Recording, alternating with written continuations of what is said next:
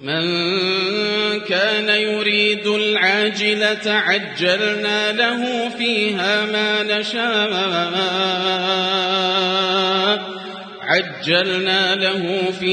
ما نشاء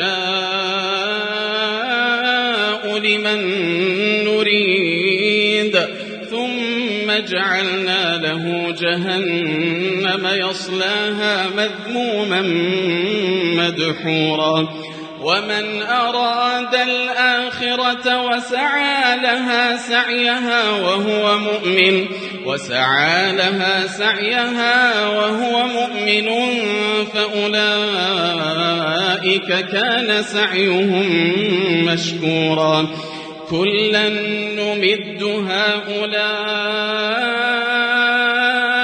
وهؤلاء من عطاء ربك وما كان عطاء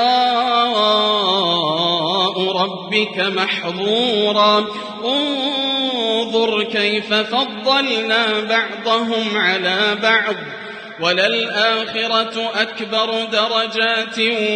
وأكبر تفضيلا لا تجعل مع الله إلها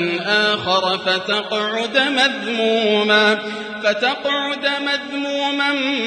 مخذولا وقضى ربك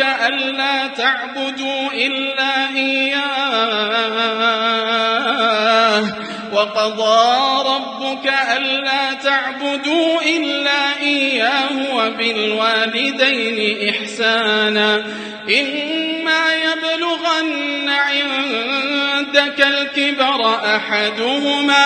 أحدهما أو كلاهما فلا تقل لهما أف